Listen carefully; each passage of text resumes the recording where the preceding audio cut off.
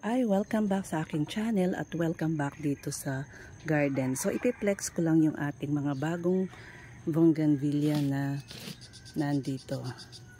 So, ito yung ating orange star. Ayan. Tignan nyo yung ganda ng kanyang dahon. Ayan.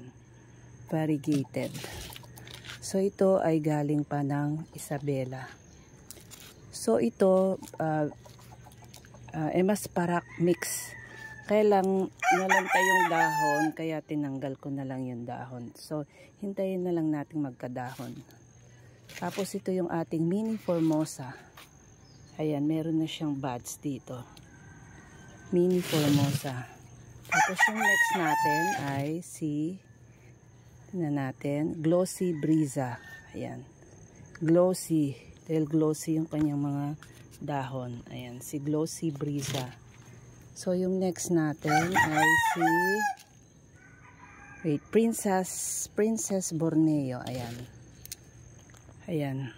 Yung iba nalaglag yung mga flowers. So, hintayin na natin, pabubulak-lakin natin itong mga bugis na to.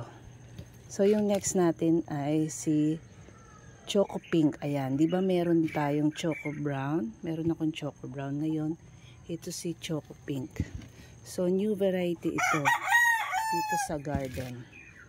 So, yung next natin ay Flame Opal. Ayan, si Flame Opal. Ayan, meron na siyang flowers. Ayan yung kanyang dahon. Yung kanyang dahon ay ayan, may design na patulis. Ayan, si Flame Opal. Ang next natin ay check natin yung kanyang variety. Kung ano, sino to? Si Mahathir. Okay, ayan. Maganda si Mahathir. Kapag naarawan, mag-iiba pa yung mga kulay ng bulaklak nito. Ayan. Kung makikita nyo, parang nag-orange pink. Pero alam ko may iba pang kulay itong si Mahathir. So, hintayin natin na kapag naarawan. So, itong mga to, dahil bagong dating pa lang, ay dito lang muna sila sa lilim. Hindi ko muna sila expose sa araw kasi baka mabigla sila. Tapos ito si Purple Vera o Vera Purple. Ayan. Ayan, bloom na bloom yung kanyang flowers. Ayan guys, si Purple Vera. Tapos yung si MJ Moonlight Jewel na ayan. Galin natin yung dahon na tiyo. Si Moonlight Jewel. Tapos yung next natin ay Berry Blossom Butterfly.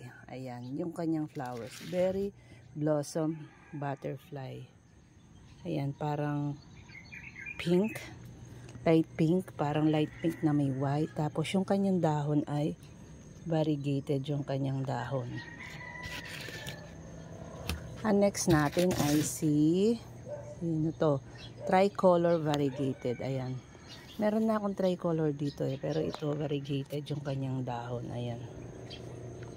So, nag-start pa. Alam ko merong nalaglag siguro yung flowers nito pero hintayin natin. So, iwan ko muna sila dito sa medyo lilim. Hindi ko muna sila i-expose sa araw kasi nga bagong dating sila, kailangan nilang makarecover.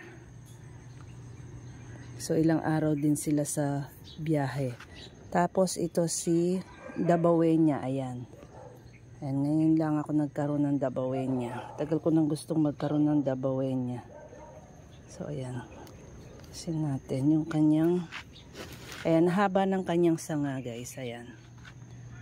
So, titignan ko muna pag magkakat ako dito, i-propagate ko ito muna.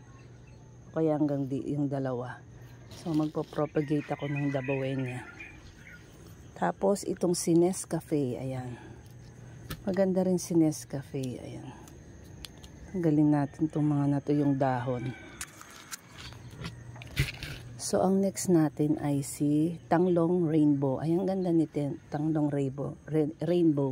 Ayan, guys.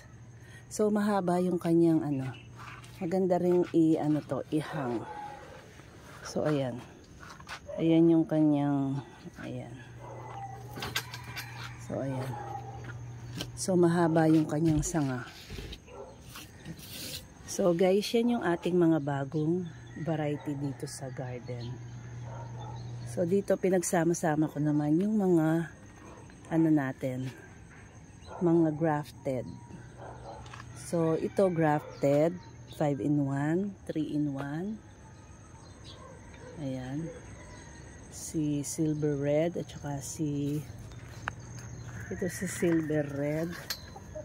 Tapos ito si bidadari. Ayan, ang ganda ng tingnan yung flowers ni bidadari. Ang ganda. Tapos ito 5-in-1 din. Tapos ito hindi ako sure sa variety nito, pero ano lang to, one variety lang ito.